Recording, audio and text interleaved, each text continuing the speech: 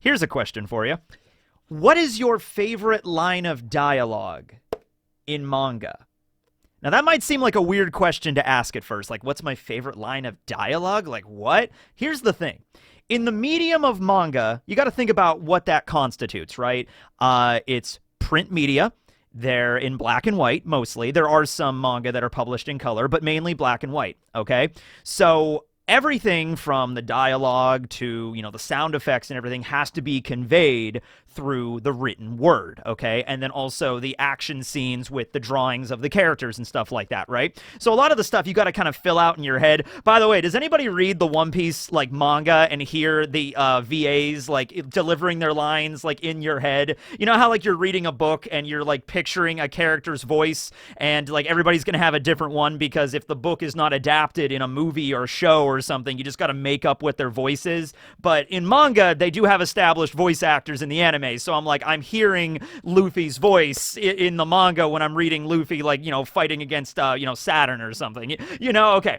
That's aside from the point. That was a tangent. Starting the tangents off quickly this time. But no, seriously, what is your favorite line of dialogue? Because whenever there's a really dramatic moment, you can't convey it with a big sound or dramatic music like in a movie or in anime. It has to be through either the images or the words that you're reading on the page. Case in point, a good contender in One Piece was during the Zou arc whenever we had the moment when the samurai arrived and the minks declared, Raizo is safe, all right? That's just 3 words. Raizo is safe. In the official viz, it's Raizo is alive and well, which is, I guess, clarifies the whole situation a little bit more. But no, Raizo is safe. 3 words. And the context of that, when we got those 3 words, was huge. It was extremely emotional. It was just 3 words printed on a page, black text on a white speech bubble. But that enough was whoa. Okay, because we know everything that the Minks went through and all that stuff. So yes, having big bombastic music in the background, I'm using bombastic a lot, that'll be the word in today's video, or a really cool soundtrack or something, very dramatic and everything in the anime, it's fine, but you gotta have to make up that stuff as you go along in the manga, and seeing those 3 words was really powerful, and a lot of other manga do things that are similar, okay? So that kind of ties back to the last chapter, where there was a moment that had a very similar kind of feel to it, all right? Now, it wasn't a double-page spread with the speech bubble, where the Minks basically bowed down and were Raizo is safe. It wasn't on that level, but it was still a really good spread where we had Chopper and Usopp and Nami and Brook all protecting Robin. And we had Saturn arriving at the Labo phase, and he sees Robin, knows who she is. It's like, Akainu failed to kill you all those years ago. I'll do it now. And Robin is pretty banged up from last night. I'm just going to leave that with no context. Okay, she's pretty banged up after fighting all night. And then she was in that little, floating gurney kind of stretcher hospital bed thing. Saturn brings down his giant spider leg, and then Nami yells out 2 words this time, just 2. Protect Robin!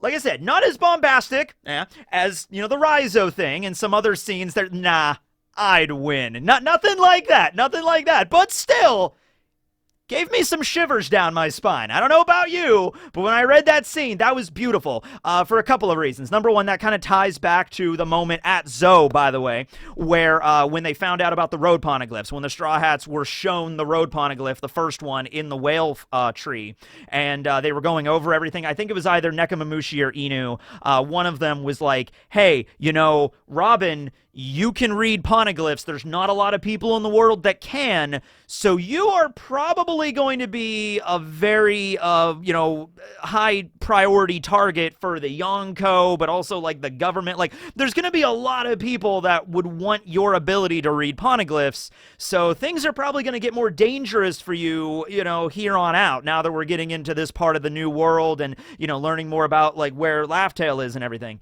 And I love Robin's response to that, because Robin's was just I'll be okay, because I have my friends, my family, my nakama that will protect me.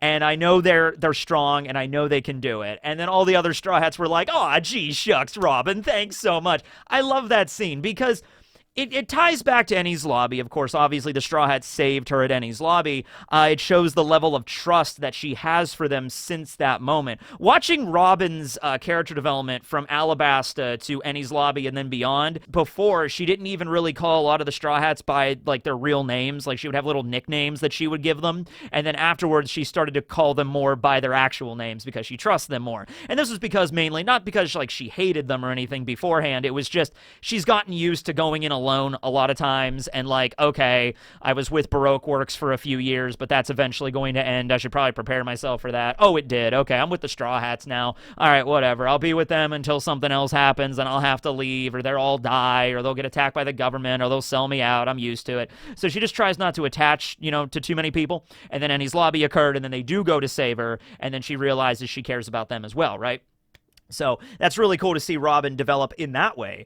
And then when you get to Zoe, it's like, yeah, like that could happen all over again. Like the whole incident in Enies Lobby, like Cypherpole have not given up on you. It's not like, oh, we failed to get Nico Robin at one time. Well, I guess we can't try again for another 20 years or whatever. We get one shot at, bringing in Robin and arresting her every 2 decades, right? And we failed at O'Hara and we failed at Enies Lobby. We're going to have to wait until she's 50 and we could try it again. No, I mean, the government's still going to keep coming after her, right? But at that point, Robin is like, yeah, I know, they could try, but they won't succeed because I know the Straw Hats will protect me, right? So I can imagine that moment really boosted the Straw Hats' confidence on like, okay, well, she believes in us and we can save her, and if it comes down to it, we're going to protect her all over again. So I wonder if like some of the Straw Hats, without Robin's knowledge, had like gathered at one point. Like maybe it's not all of them, but maybe especially like Nami and Usopp and everybody come together and they're just like, okay, look, if there's ever a situation where we need to protect Robin, we're go. It's go time, okay? Actually, you know what? Probably don't even need to meet, and it's actually probably more impactful if they didn't. The idea of just, it's like a switch in their brain. It's protect Robin, and all the Straw Hats just jump into action. Now, it's the same with any of them. Like if Chopper was about to die, if Saturn emerged, it's like, you're Tony Chopper. You're the one that has the medicine that can cure the world. Whatever, I'm going to kill you. And there's like, protect Chopper. Everyone would jump on and protect Chopper. I mean, they're all a family. That's the whole idea. But they know specifically that the government is trying to kill Robin or capture Robin because it's happened before, and they know the information that she has and everything like that. So that's kind of something always in the back of their mind whenever they go anywhere, especially like Egghead, which is a government island. Like, okay, if we run into some Marines or if we run into some Cypherpole or some government hotshots that want to try to capture Robin, we're on this, right? And it means a lot when it comes to like Nami and Usopp and Chopper because they are often regarded as like the cowardly trio. I mean, you don't really hear it too much anymore since the time skip because Chopper has better control over his monster point now. Usopp got ripped. Nami has all of the bonus powers of her climb attack, plus Zeus is living in there now. Brook was also included. I don't want to leave out Brook, but Brook is usually not included in the cowardly trio. Brook is pretty strong, okay? He severed one of Saturn's legs. I mean, yeah, Usopp also blew one up, and then Zeus just straight up blocked one, which was really cool. Chopper blocked one with guard point. That kind of stuff should not be overlooked in terms of the Straw Hats' feats. But not just talking about their physical strength or defense, we're talking about their, their cowardice, I guess. Because, Usopp will have fun with it every now and then. Like, I don't know about this, guys. Giant. Usopp was probably, shitting his britches when the giant spider emerged from the freaking cloud. Like, roar! He's like, I don't want to be here anymore, right? But it's almost like the Nami shouting, protect Robin, kind of like, slapped him back to reality or something. Like, get your game face on, all right? And I don't know if you've ever been in a situation like that where it's like a literal life or death situation where it's either fight or flight and, people's lives are at stake. Like, I've never been in a situation like that. I hope that none of you have either, but I mean, in an audience large enough, and probably a few of you have, it's just like a situation where it's like, I'm gonna run. Oh, wait, somebody I really care about might die. okay, no, let's do this, right? It's just like, you don't have time to be afraid. You don't have time to worry about it. And more importantly, in the case with the Straw Hats here, Usopp especially, probably Chopper as well, you don't have time to worry about your own life. You don't have time to worry. It's like almost at a point where it's like reflexive. You know, I would imagine it's like, if you had to protect a child, or if you had to protect your pet, you know, like a beloved, you know, little puppy or something, like, no, I will give up my life for this dog, you know, it's like something like that, right? Kind of here, where Usopp, he's scared, sure, but in that situation, protect Robin, Usopp's like, yep, let's go, boom, boom, boom, I'm just gonna throw everything I have at this spider dude, get him back off a little bit, we gotta get Robin now, let's not, like, overly, like, okay, let's do this, let's fight Saturn, you know, like Usopp, Chopper, everyone starts brawling with him, and Robin is there. No, the ultimate goal is to get the hell out of there, okay? Find a safe spot, get Robin there, get her to the ship, get out of the Labo phase, escape Egghead. That is the overall idea. Absolutely 110%, okay? And you know, but hey, one of the Straw Hats might have to stay behind, and I really am looking forward to see how this scene is going to play out, okay? I really hope it's not played out for anything like, you know, like Usopp is like, all right, guys, we took care of the Gorosei, now I'm running away. It's like, Usopp, get back here. Robin is still in danger. I don't think Oda's going to do that. I don't think it's anything like that. In fact, this might be a really cool scene where we see the Straw Hats behaving like more of like a cohesive military kind of unit, where they're just like, you know, Chopper might be like, I'm going Monster Point, I'll hold him off, you guys get to the ship, all right? Or maybe Brook or some of the other, like Brook and Usopp are like, we'll hold them off. Yo-ho-ho-ho-ho! Right, Usopp? And Usopp's... Listen, this is more of a big moment for Usopp. Listen, Usopp did not have a lot of crazy shining moments at Wano. He had a couple. He had a couple of fun little moments, like at Onigashima, where he was like, oh, my Conqueror's hockey, oh, and it was actually Big Mom's hockey. Like, that was a cool moment. That was kind of funny. We're going to Elbaf soon, right? Okay, Usopp needs to have some extra, you know, setup for that. I mean, we've already had a lot of setup for Usopp going to Elbaf, being a brave warrior of the sea and everything. A lot of people tend to, I mean, not a lot of people, but I've seen people complain that, like, Usopp still does the freight of this island shtick. You know, it's like, dude, you've trained and you've fought so many scary people. It's like, come on, man, we want to see Usopp, you know, brave it up a little bit here. And he has. I mean, this is the moment right here. But, dude, I'll tell you what.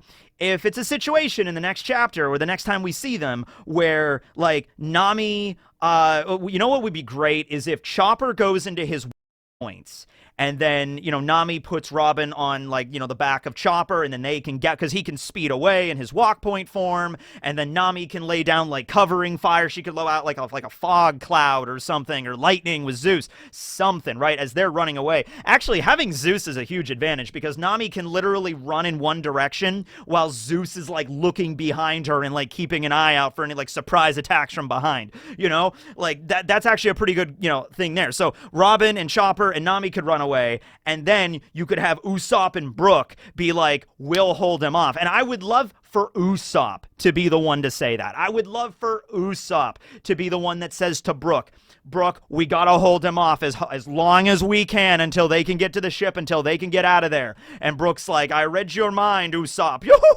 You know what? And you know what?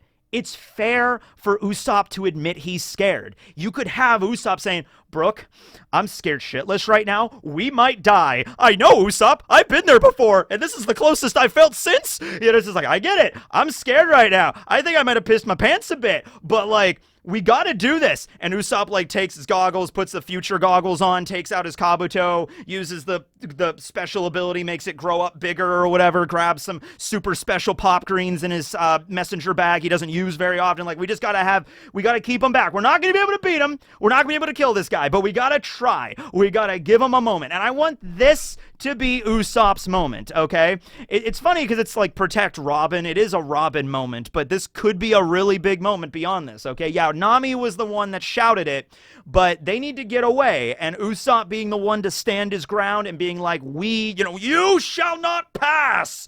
And Saturn's like, I see. The Sniper King. I have waited to clash blades with you for some time now. And then Usopp's like, you know, and we have a moment there. Now, Zoro and Jinbei are also up there, so I'm kind of also feeling the vibe of where that is going, where I guess Mars is heading back down, or he's heading to a different location. We don't know where Mars is heading in the Itsumade form, but Zoro and Jinbei are around, okay? So they can maybe fight against Mars, or they could show up and fight against Saturn, and that's fine as well.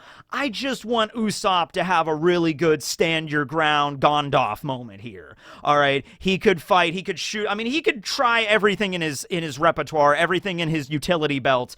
It might, maybe... Like, some of the stuff, depending on what kind of pop greens he used, yeah, maybe might be able to slow Saturn down. There's nothing that can poison him, or, like, venom or something, because he is poison. He's made of, like, he's a spider. He can use poison and shit. So I don't think there's anything he could use to dissolve Saturn, and even if he could, he'll just heal right back. He could use skull bomb grass. He could make the bamboo to kind of make a prison, but none of that stuff's going to hold Saturn. But you could have him try, and then after everything is, like, he tries everything, and he breaks out, and he's going toward Usopp, but Usopp's still like, he's still holding his ground because he knows buying them just a couple of extra seconds will matter. And then Zoro shows up, and then Jinbei shows up and puts Saturn in a headlock, and Zoro blocks the leg with his swords and slices him up, and then he heals, and then they can all kind of get away as, like, maybe Jinbei and Zoro do a combo attack to deal, like, super heavy damage against Saturn, and then while he's regenerating, they can leave. That's probably going to lead to something as well there. But yeah, this is a prime moment for Usopp. Really good moment for the Straw Hats. Nami, Chopper, and Usopp, Cowardly Trio as one unit together. And Brook, throw him in there as well. And then also, I want to see, like Robin after this. We have these really big moments, and I feel like there is some, it comes up short sometimes when in the after department of, like, discussing these things amongst the crew. Like, there is one thing that actually did get brought up during Zoe that I thought Oda was going to touch upon at some point. He kind of just never did. You have the whole thing where Sanji leaves, to go to, Whole Cake and everything like that. And people were talking about it, like, when Sanji comes back, Zoro might have something to say to Sanji about those events of the arc, especially when Sanji fought Luffy.